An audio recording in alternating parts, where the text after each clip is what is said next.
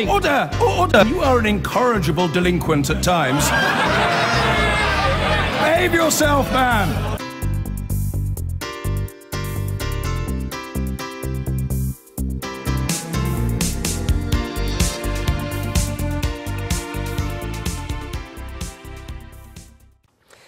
Now, it's been 30 years since we stopped using these.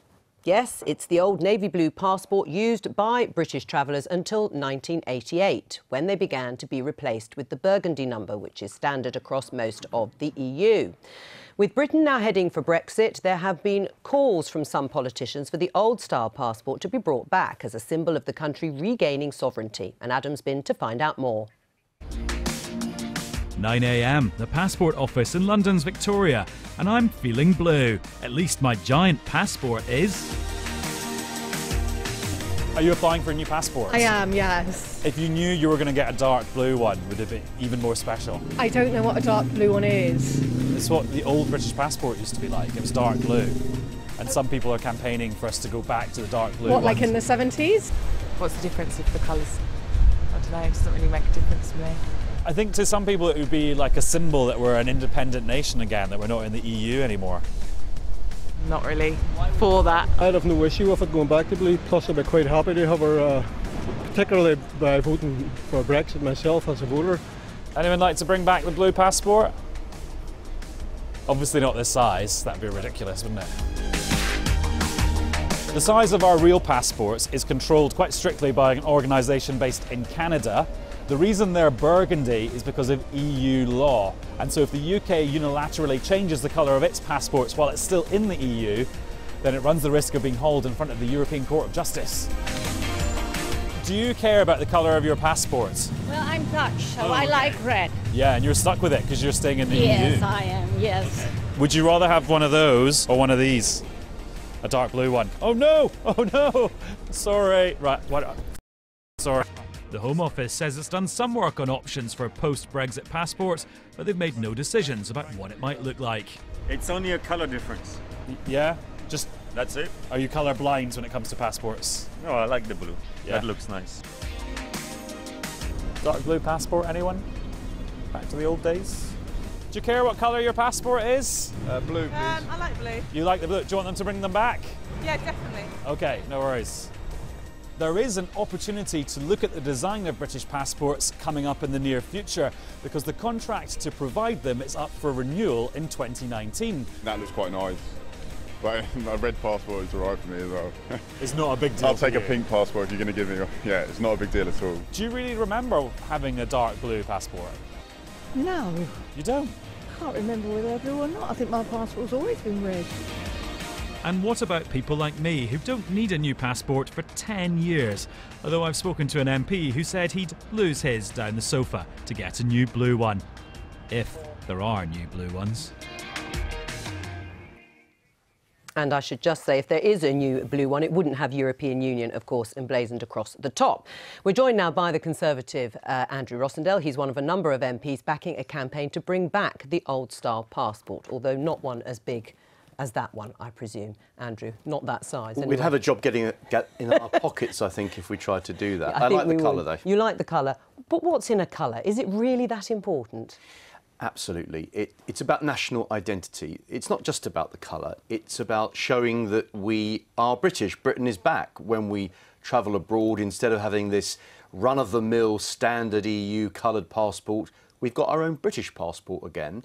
And I think that the one thing that matters to British people, and that was shown in the referendum, is that they feel they're losing their identity, losing sovereignty. And the one thing you can do easily is to go back to the royal blue British passport. And I think it would be extremely popular amongst British people. Would you see it as a symbol of independence, of a proud nation? No, of course not. I mean, look, identity is, Andrew's of course right, identity is massively important. But if it was as simple as changing the colour, a lick of paint and hey, I've got my identity back, I guess, you know, I guess life would be much simpler. I personally, I mean, I can't get that excited about whether it's burgundy or blue. I'll tell you what is revealing about this, though, is, of course, this is utterly meaningless to millions of young voters who've never known anything other than a burgundy passport. And what I find interesting about this debate is that there is a strand of thinking, I'm not sure if Andrew represents it, which has a very sort of nostalgic wish to sort of turn the clock back, which is very, very difficult for young people who've never known. I mean, there was a couple of people on your clip there who didn't even know that there was a blue one before. And I just kind of think we need to move on and not constantly think that the only way that you can be confident about your identity is by turning the clock back. How about turning it forward? Right. I mean, are you turning the clock back? Is that what this is about? Well, quite the opposite, actually. We're rekindling things that we've lost. I think that over the last 30... Not at all. Often it's things that you lose, you only appreciate once you've lost them. And I think that people of all generations... All generations? But are young people... I mean, I know this is not scientific, of course, but obviously the people we spoke to weren't interested. Well, actually, there was an older lady there that couldn't remember it. Maybe people forget that we did used to have a blue passport. But actually, the more you talk to people, the more people are keen to see our British traditions and our British identity cherished and upheld, not just discarded under the banner of the European Union. Right. Are you also prepared to try and go forward with these plans before we leave the EU? Well, it's a good question, Jo. I've asked the government to look into the legalities of this. Frankly, isn't it ludicrous that we have to get Brussels' permission to choose what... Well, because we're part of the EU. Would you like to go back to imperial weights and measures? We're talking about passports today. No, just interesting, because that's going back to our imperial past. It's called imperial. It's very simple, answer that question. I want the British government and the British people to decide what's best for our country. Yeah. And so we should make those decisions and nobody else. Right. No, but just on that, because that's a classic example of something which people are used to from the past. It was ours, it was imperial. If we're going to go back to blue passport, which is a relatively straightforward thing to do, wouldn't you want to go further? It's a matter for us to choose. If we think that that's a good thing for Britain, then so be it. If we don't, then I'm just asking, what do you think? We should have that choice. Well, I'd certainly look at that. I think in go back to imperial measures. In certain respects, it's worth considering. Why? Today, I want to talk about the passport, Nick. And I think that actually, if you ask most British people, although some people don't care, and I accept that, some people just can't remember or don't care, but most British people say, should we have our own British passport or stick with the European format? Right. I think most people say, let's go for British. You didn't answer the question, or I didn't hear it. Did you want to try and pursue this ahead of leaving the EU? You do? I do. Really? It'd be a great symbolic gesture if we did that as quickly as possible. Except it does break the EU law, whether you like it or not, it does. We're not allowed to do it under EU law because we will still be part of the European Union. And the government doesn't seem to be showing any appetite for this at all at the moment. Well, the very least they could do is to publish their design and their plan for what we will have eventually.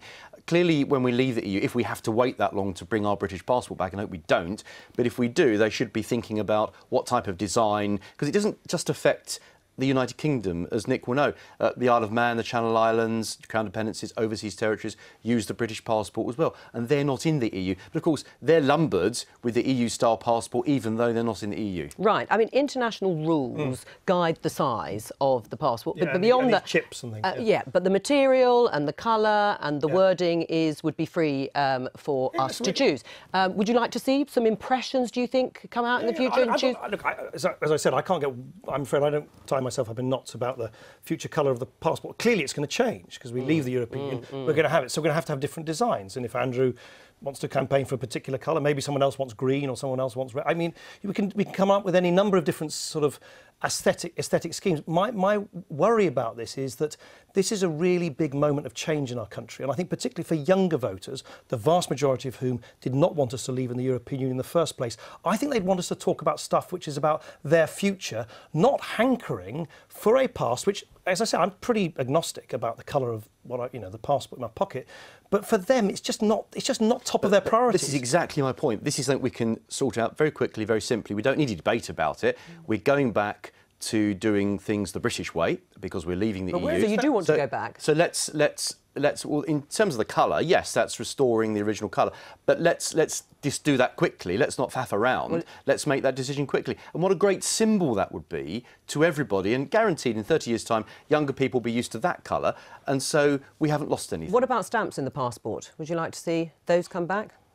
Well, if there's a need for it, if there's a practical usage for it, but I'm not sure that that's really something we can decide today. But I don't think so, certainly not with countries that we don't have visas with. But that's a different topic altogether. That's about how we deal with border control. I'm talking about the symbolic importance of restoring our British passport. All right, well, you'll no doubt be campaigning in the Home Office for all of these changes. I've been getting